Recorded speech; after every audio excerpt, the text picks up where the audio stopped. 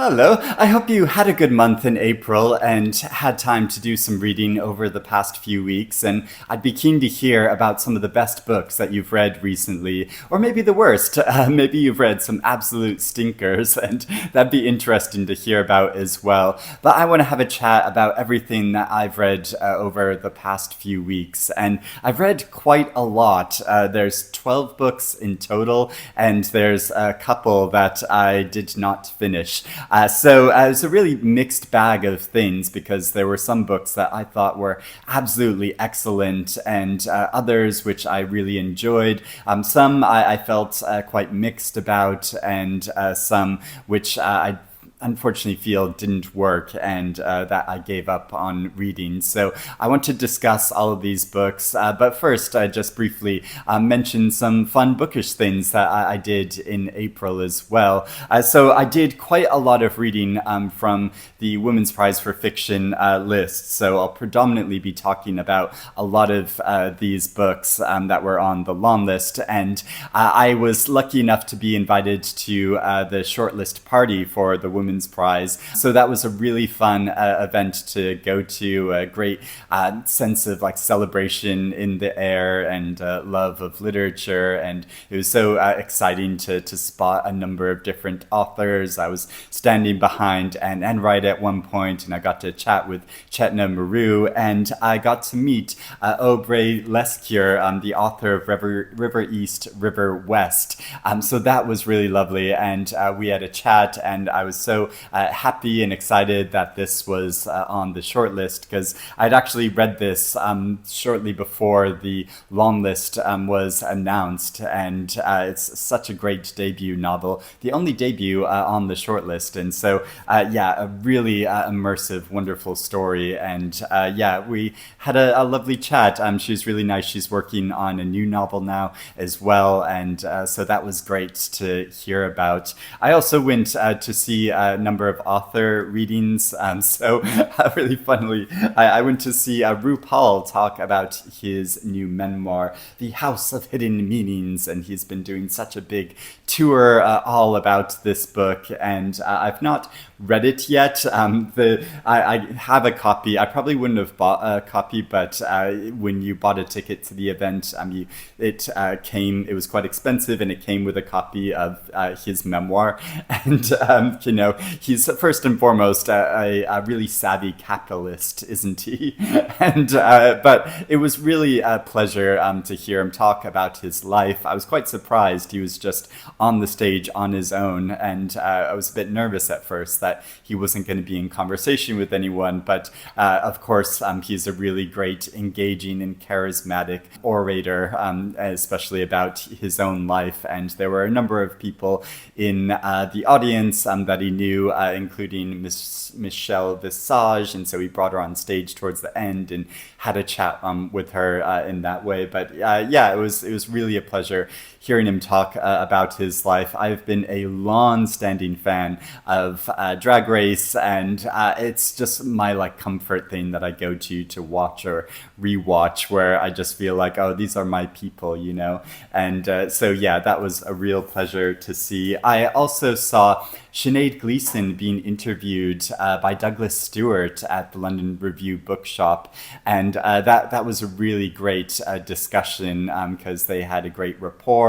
And Douglas Stewart mentioned how he's working on a novel that's set on an island now, and this novel is set on an island, and I'll talk more about it. I made a whole separate video talking about this book and what a pleasure it was reading it and how much I connected to it. But I'll discuss more about this. Really interesting to hear them talk. And I also saw Percival Everett being interviewed by Caleb Azuma Nelson. And I also made a separate video about this recently, in which I included some clips from their conversation in that. I just kind of recorded it on my phone. So it's the footage isn't the best and the sound isn't the best, but it wasn't being recorded otherwise. I was glad to capture some bits of this because, even though Percival Everett's been doing a massive tour about this book. So some of the answers, like I'd listened to some other interviews that he gave, and so he gave some very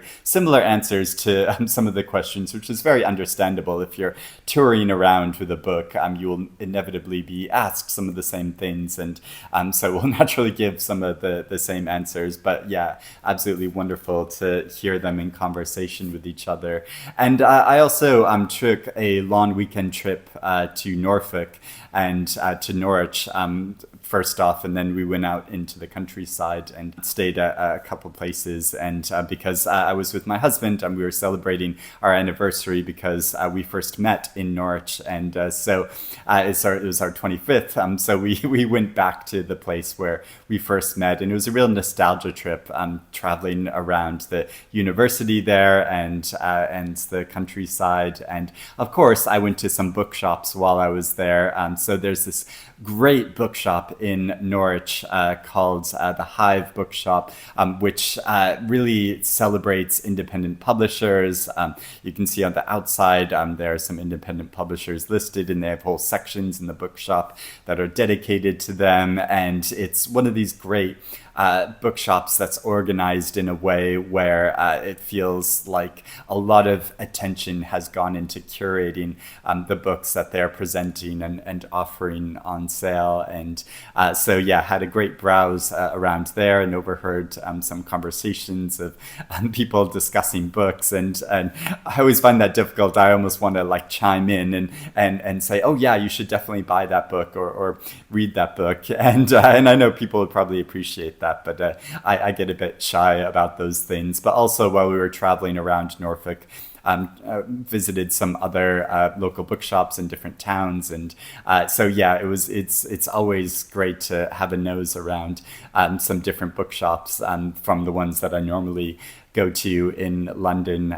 So yeah, that was an absolute pleasure. So I'm going to talk about all the books that I read now, starting off with one that I've not really discussed yet, because I read it very recently, which is Pity by Andrew McMillan, who is a poet who's published a few different poetry collections, and his first poetry collection, Physical, in particular, I absolutely loved. It was one of my favorite books that I read when it came out, and this is his debut novel. So it's very exciting. This is set in the South Yorkshire and follows three generations of men. There are quite a few characters in this, even though it's a very slim book, but mainly follows a man who worked in the coal mines at the time, and we get his narrative through this kind of italicized brief sections describing his experiences working in the mine and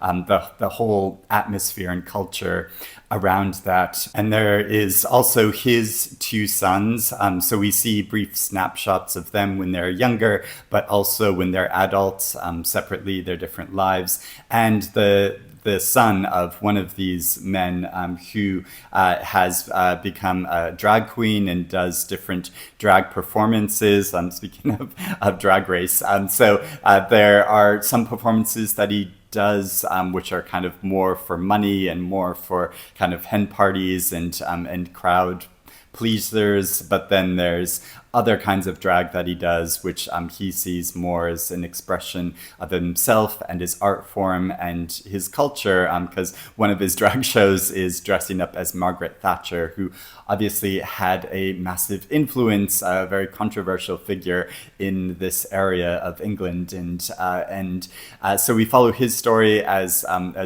it's mainly a novel about him and his boyfriend or lover that he's been seeing, who's a security guard. And but we get a number of different perspectives, as well as some academics who travel to this area and are kind of trying to engage with the local area and their history and culture in a way which is slightly uncomfortable or slightly at odds with the lived experience of a lot of the locals. So there is a lot going on in this novel, and I think that's probably one of the things that makes it not work quite as well as I was hoping it would, because there are so many different perspectives. At first I was feeling quite disorientated when I first started reading it, because it would skip in brief chapters between a lot of different perspectives, and not just centered in different people's perspectives, but you get a lot of people looking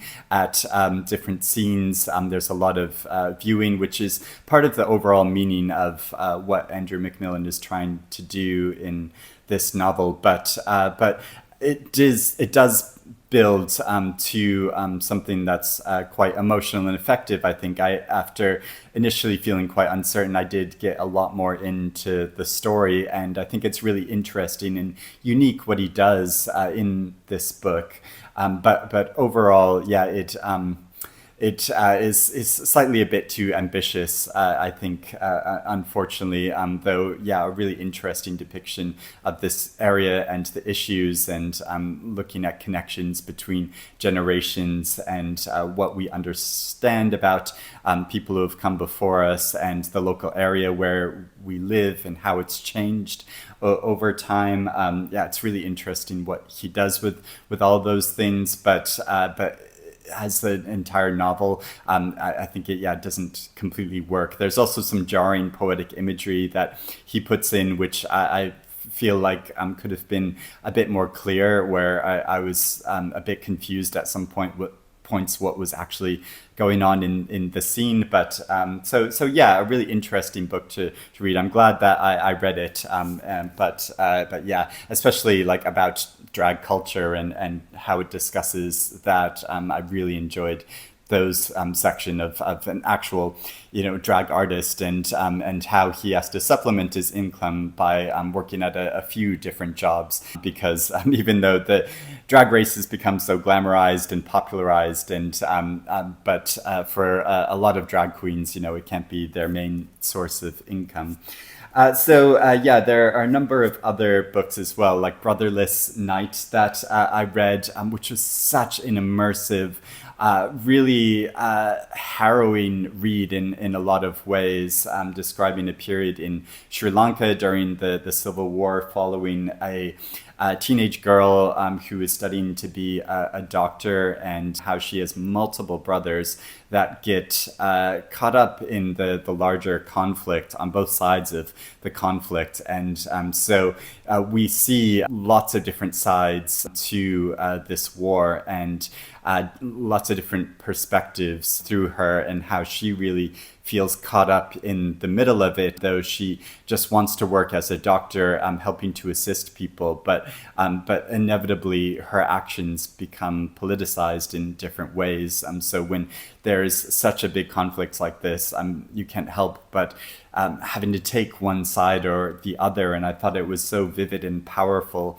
how it portrays that. And there are a number of scenes in it which are so emotional and terrifying. There's one section where she's basically with her grandmother and trapped in a place where they're really afraid that they're going to be hunted down. And that was horrifying to read about, but also reading how she gets news of some people that are injured or killed who are very close to her, and it felt like a really vivid portrayal of what it's like to live through a conflict like this. One slight negative I would say about the book is I felt like the ending, I won't give any spoilers, but the ending it felt a bit rushed to me, or there was a lot of changes that go on in her life, which I feel like we don't really follow the progress of that, or it seems to happen very rapidly, and then she becomes involved in a number of things which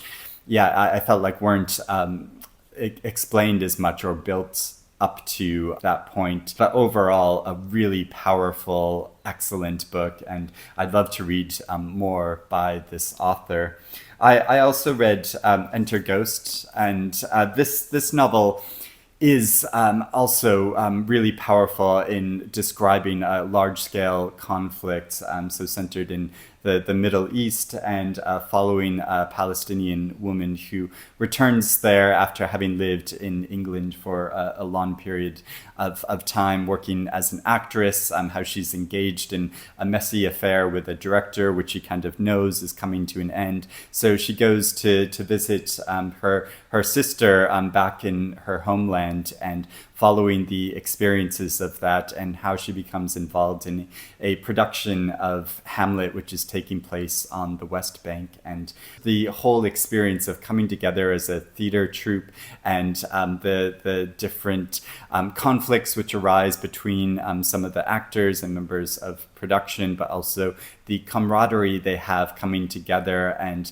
the self-conscious discussions they have about how Shakespearean ideas translate into this modern landscape and the current conflict that they're experiencing. And I like how there was this like paired alongside the actual experience of putting on this production, and how the meaning of Hamlet then comes into effect as it is being lived, as it is being portrayed on the stage. I thought that was so interesting and clever how that was all portrayed, but also this very conflicted character at the center of the story, who I felt was very relatable and interesting. I've heard some readers say that they couldn't connect with her or didn't find her sympathetic, but I found her a very sympathetic and like complex individual who felt a connection to her culture and past, but also a distance from it. She's kind of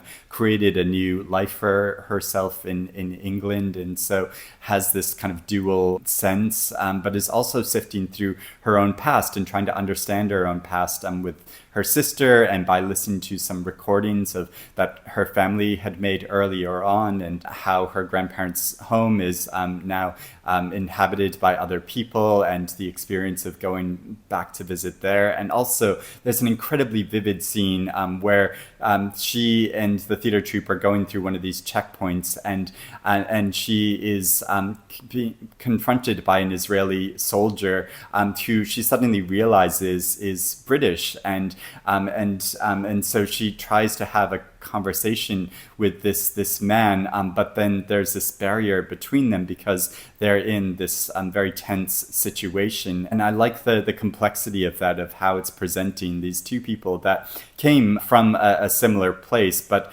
are on different sides of this conflict on another area, which isn't, neither of them would really call their home now, but both of them have very strong connections to this area, and so have very passionate feelings about it. And so, yeah, I really like how in that scene it really captured a lot of the complexities of this conflict and the barriers that arise between people who aren't able to see each other as humans, as individuals anymore, because of this larger scale conflict, which of course is a lot in the news at the moment, and a really heated discussion and topic. And yeah, I really like the considered way that this novel handles that. Of course, it is through a subjective point of view. It's not intended or designed, I think, to give a completely even side to both sides of the conflict, but that's understandable because she's an individual in character, and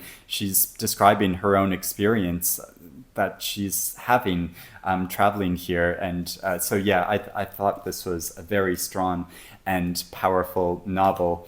I also read Restless, Dolly, Maunder, which I wasn't expecting a whole lot from this story, because it felt like the design of the story felt a bit like I kind of knew what to expect, that the author was writing about the experiences of her own grandmother growing up in New South Wales, and the struggles she had as a woman trying to assert herself and her intellectual independence, and her desire to grow her own business, but she was just expected by her family and her father in particular to just marry and to just be a housewife and to have children, but she had very different ideas. But the actual experience of reading this, I got really emotionally involved in it, and I feel like Kate Grenville addresses it herself, and in a way which I don't think is really a spoiler, but towards the end, it enters into her own experiences with her grandmother, and in particular this meeting she had with her grandmother, an exchange she had with her, which is so poignant and beautiful to read about, but also how Grenville reflects that her grandmother, wasn't necessarily an extraordinary woman in some ways, that she lived quite an ordinary life, but she also was a really unique individual, and who did stand up for what she wanted and what she believed in her life. And so, yeah, the complex way it portrays her marriage, which is more like a partnership, how there is some affection there, but really not a very strong emotional connection. I thought that was really interestingly done, and also I am a bit of a sucker for female characters that are quite difficult individuals in a lot of ways, but who are also really independent and really believe in following their beliefs, and so, yeah, I really enjoyed thinking of like Elizabeth Stratt's like novels and things like that. So yeah, I really enjoyed this novel in the end, and thought it is really strong. So I'm not mad at all that it's on the Women's Prize for Fiction shortlist. I also read In Defense of the Act, which is a fairly brief novel and a debut, which I found really striking in a lot of ways, and I really connected to, which I wasn't really expecting to at first, especially when I began reading the book, and it was written in this kind of conversational manner and using a kind of sense of humor that I thought, like, oh, does that really work with the subject matter that it's discussing? Because it's describing, the title refers to how the central character, she's a scientist, and one of the theories she's trying to prove or argue is that suicide is like a natural part of our evolution, and that some people have selected to take themselves out of the equation is just sort of like a natural part of human nature, and which is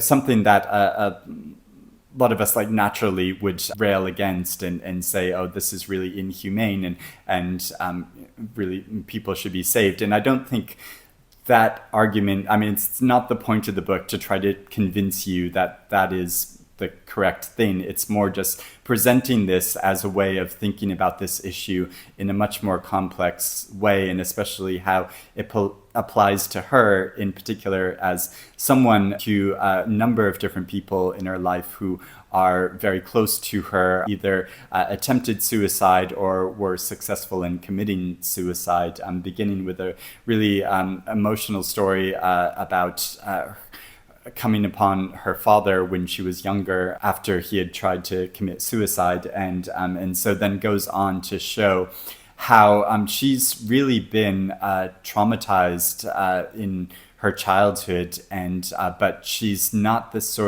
she doesn't have the kind of personality to really work through those feelings. Rather, she just goes on in her life from one day to the next, trying to get through, and not really expressing herself emotionally in this way, but rather she's processing it through her work, and through this kind of scientific method of studying different insects, and how suicide relates to the insect world, and then extrapolating theories from that about how that might apply to humans. And there were a number of scenes in this that I just found so striking and really vivid in how they were portrayed, and also that it does maintain this kind of sense of humor, which I think ultimately is like quite successful amidst all of the tragedy in her life and the difficulty that she experiences. So yeah, I found this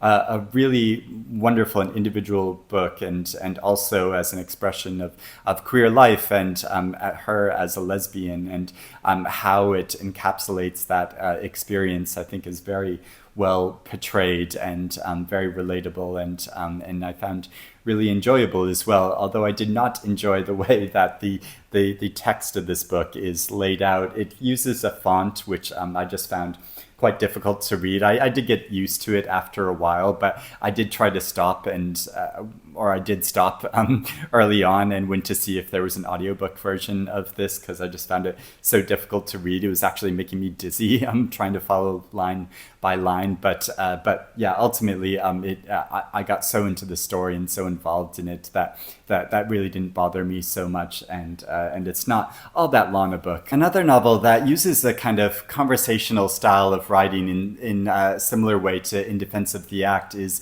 And Then She Fell, and this is a book that I've had a lot of discussions about it, because it was our April book club choice and my online book club, and so we've been discussing it week by week, and yeah, having so much chat about this book. And there's a lot to say, because again, there's a lot going on in this novel, probably too much, following an Indigenous woman named Alice, who moves to a largely white neighborhood with her white husband and her newborn child, and following them over a period of time as Alice increasingly has mental health issues, becomes more dependent on different substances to try to get through the day, is really struggling with these feelings that she's not succeeding as a mother, the grief that she's experiencing for her own mother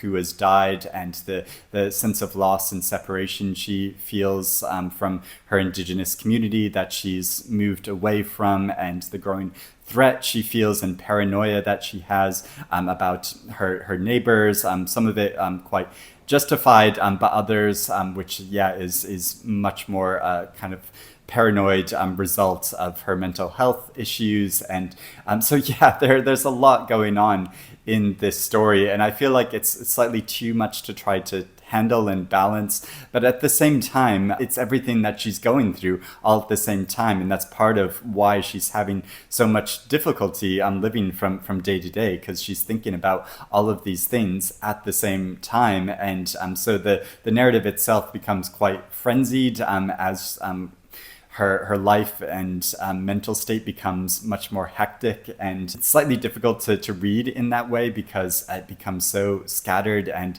almost difficult to follow. She starts having these paranoid ideas that also people and things are speaking to her that aren't actually there, and so there's a lot of voices that intrude upon her life. But it is so interesting, because this is a novel that I probably would have stopped reading if I wasn't reading it as part of my book club. But also, some members of my book club encouraged me to read on to the end, because there is a turn about 280 pages into this novel where the narrative shifts, and it's really unique where it takes the story. And after that point, I found myself getting really emotionally involved, whereas previously I kind of felt like a therapist that was just listening to someone relate a long stream of problems and not feeling like I was equipped or able to respond to any of them. But when the narrative shifts at this point, it's really unique where the story goes, and really surprising, but also allows an emotional hook into the story that I didn't necessarily feel all that much before. And so I know not every reader has had that experience reading up until this point, but I did, and I felt like it was really effective how it did that. Now, do I think that justifies the rest of the novel and how it was written and the structure that she chose for it? I'm not really sure, but it was definitely a very interesting read. And yeah, we did have so many intriguing discussions about it, of some readers that found it really successful and really powerful read, and then some other readers that found it less successful and yeah, were disappointed by it and had a lot of issues with it. So Yeah, a really interesting book club discussion, but yeah, not my favorite book. And kind of in there are two books next I want to discuss, kind of in relation to each other, because they're both kind of short stories, or I mean, this actually like presents itself as a collection of short stories, whereas this is a novel, which, from my feeling so far, is more like a collection of short stories that has just been kind of mashed together as a novel. And I read how the author described how it was originally written as short stories, but then was changed into a novel. So there's this book, White Nights, which is a group of Polish stories all set in a small rural town and following a number of characters. We get different perspectives of characters. Some of them are living, some of them are not, or some of them are maybe like a bit in between. And this author is also a poet, and so the language in this is really beautiful, and how it presents the landscape and the inner emotional lives of these characters, how that's expressed in these different stories is really powerful and wonderful. And I found myself it became kind of like a jigsaw over time. I found myself over time of reading it where I stopped and would note down some character names and some information about them. So because there are quite a lot of characters handled in this quite short book as it moves between their different perspectives, but I found myself so intrigued their relationships to each other and how their stories connect and link up over a period of time. So yeah, I started to note them all down, and I'm sure it would be a real pleasure to go back and reread this book to see a lot of those connections a lot more strongly. But yeah, just as a depiction of a village and the lives of different characters, the inner struggles that they're going through, and how they aren't able to always fully express those things, how some people move away and some people come back, and the different messy affairs that a number of people are engaged with. I found it really mesmerizing reading this book, and a really unique experience, and a great example of why I love this form of fiction and books that are like interconnected stories, and to piece together how they link up with each other. I just find that fascinating when it works. Whereas with 8 Lives of a Century-Old Trickster, I really struggled with a lot more of describing a Korean woman who is almost 100 years old, who is relating the experiences of different periods of her life where she had to change and adapt to the circumstances of the conflict that was going on in the time of the Japanese occupation, and then the war in Korea that separated the North from the South. And yeah, if it was just through her point of view, I think I would have got into it a lot more. But there are some stories from other characters' points of view, and then so you only see her from the side, and I just found that a bit jarring, as well as the fact that she went through so many different transformations that it was difficult to link up some of these different stories with each other. So I decided to stop reading this, even though I found the whole history of Korea and that depiction really fascinating. But I would love to read a more straightforward account of that, or a more straightforward novel about this subject matter. And I've heard competing accounts from different readers, where some readers found reading to the end that it didn't really get all that much better, that even though there was a change towards the end, and it did connect a bit more, but not enough to make it feel worth reading to the end, where other readers have responded and said that they found it worthwhile going to the end and satisfying in that way. So yeah, I'm not really sure. I can really only go on my own reading experience, and I just found it too frustrating to keep reading the story myself. So unfortunately, gave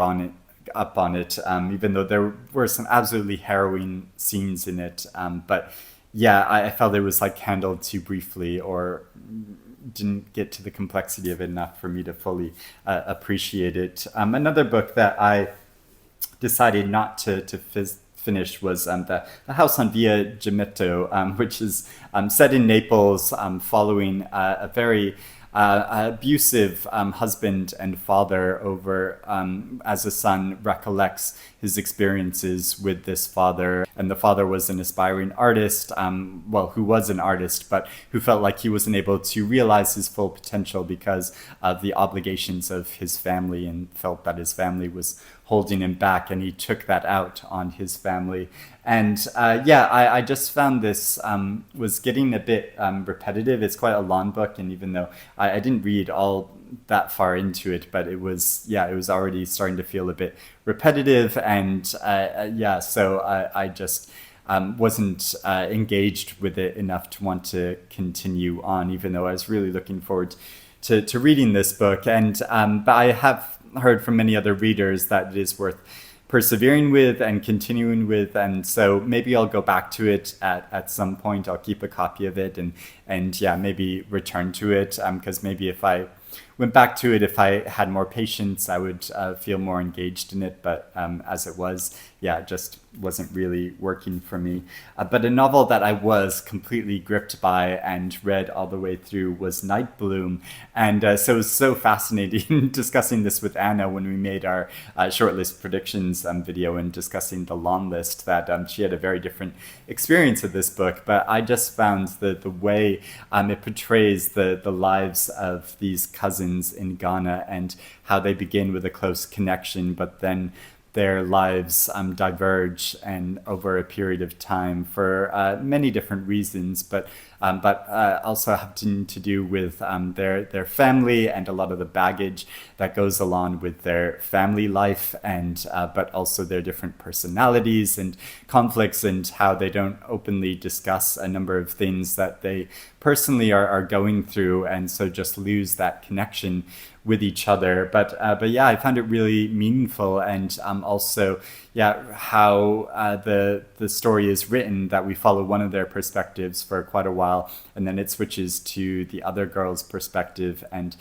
following her story. So we see some of the same events through, and which Anna said she felt was like repetitive, but I found that I don't know, it didn't feel repetitive to me. It maybe because I hadn't guessed that what the other cousin was going through at this period of time, but also we see different scenes and things that happened to her, which the other cousin wasn't aware of. And so I found it really effective how it portrayed all this, but also how we can become so rooted in our own points of view that we cannot see what other people are going through, and so have these conflicts and losses of connection in this way. And I think this happens with so many family members and friends over a period of time. And so it gives real insight into that experience and real helpful way of understanding it. Another novel that I found absolutely gripping was Ordinary Human Failings, and the clever way that this story is presented of a girl on a London estate who is found dead, and then another local girl is suspected of being involved in this girl's death, or maybe even causing it, and how the initial mystery of that, but how this Irish girl, her family comes under close scrutiny by neighbors and a opportunistic journalist in particular, who wants to write a kind of tabloid story about this family and this incident, this tragic incident, and so interviews a number of members of the family, and then we get their backstories and how they came to this very sad point in their collective lives, but also their individual lives. And this poor girl whose mother really feels no emotional connection with her. So her difficult childhood, but also, again, the whole question of whether this girl was involved in this or not. And it's really interesting how that is handled towards the end of the book. I won't give any spoilers, but yeah, it's so compelling where the story ends up, and the tension of that, but also the deep feeling for all of these characters, again, in all their individual complexity, and how they kind of misunderstand each other in some ways, but also know each other very well, and how it portrays that whole family life, but also the way families and that are kind of nonconformist can be stereotyped and ostracized in this way in different communities, but also in journalism and tabloids in this way. Yeah, such a powerful book and story. And I also read the science fiction book, The Blue Beautiful Worlds by Karen Lord, and I really struggled with this story. I did read it all the way through, but I feel like I didn't get all that much more out of it than I was initially at the beginning. I was confused for a lot of it, as some other readers have discussed. This is the third book in a series, so there was a lot that came before this book, which I feel like you kind of need to know to understand the context of the story and some of the different characters. And so we follow a pop star named Owen, who is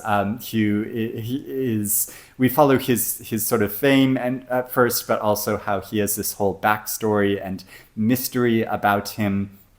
But then we also follow a number of individuals who are kind of in training to make first contact with alien civilizations, and then we find that it's not really. I don't feel like this is too much of a spoiler. They're not just in training, but the real contact is about to happen, and so then following through with the experiences of this. But there are quite a few different characters in this. There's a whole backstory, and this is set in a future set point where a number of different things have happened in the world. So trying to catch up with what is going on and this whole situation of different alien civilizations that have their own particular desires and needs. And there's a whole part of the ecological system in Earth that is kind of rising up or developing a different consciousness. But then there's also a lot of virtual reality things going on, and people who have these kind of masks that they use to present themselves and conceal who they really are. So there's kind of double identities going on. So there's a lot going on in this story, and I found it a real struggle to follow and understand what was happening. And even though I read to the end, I don't fully understand everything that happened. And there is, in the last section, there's a lot of explanation of the different characters and the different alien civilizations and everything that's going on. And I had realized that this was at the end of the book, but felt I shouldn't skip to the end and read these parts because it was put at the end. So I thought that it would give spoilers or something, or you shouldn't read it until the end. But once I got to that point, I was so confused that even reading some of these things, it helped me understand it a bit better, but didn't necessarily give me much desire to think back on what I had read already, and definitely not want to reread it or read any of the other books in the series to see how it all connected and linked up. Maybe if I had more patience, I would be able to enjoy it more in this way, but I did not enjoy the experience of reading this book.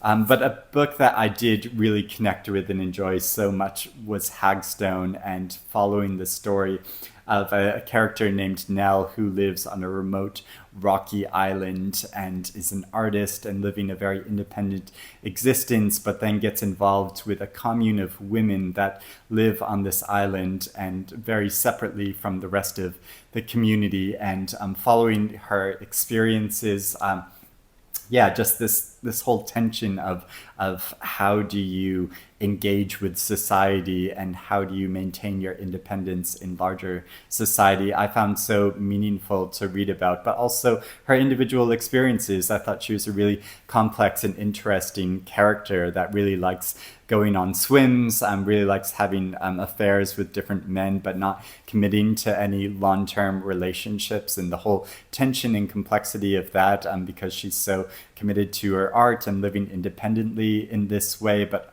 also has a keen interest in spying on other people and looking into their lives, but then also wanting to respect their lives and maintain a distance, and how it handles that whole tension I thought was really compelling. I do think that maybe there is slightly too much going on in this novel. It is a debut work of fiction, and so she does handle a lot of subject matter all at once. And I read an interesting review by the author Jessie Greengrass, who I really admire, who says that maybe there's slightly too much going on in the book, and I do kind of agree with that. But overall, I found it really emotionally effective and really entertaining, because it is a kind of gothic story. It builds up to this really dramatic scene, and how it does that, I think, is really enjoyable and gripping to follow, as well as it being a really meaningful and intelligent story as well.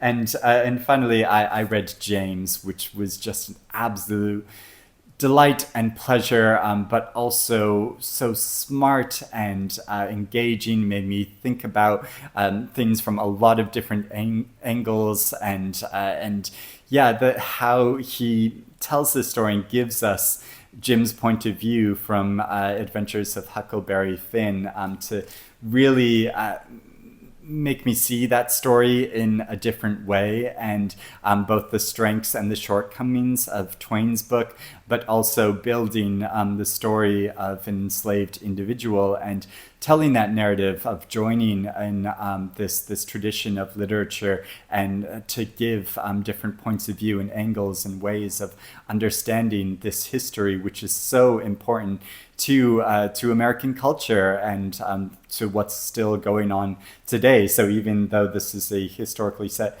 story, I feel like it has a lot of modern applications, and but also and I got so emotionally involved in his story, and following his relationship with Huck over time, and the surprising turn and twist that happens towards the end of the book, I found really meaningful and really cleverly done. And where he takes the story and builds upon it, is so well done. So an absolute stunner of a book. So those are all the books I read over the past month. Quite a lot, and really interesting reads. But if you've read any of these books, I'd love to hear your thoughts and feelings about them, or if you're interested in reading any of them now, or if you want to discuss any books that you've read recently that you would recommend to me, or maybe that you would recommend that I stay clear of. I would love to hear about that as well. But I hope you're doing well and have a good day, and I will speak to you again soon. Bye-bye.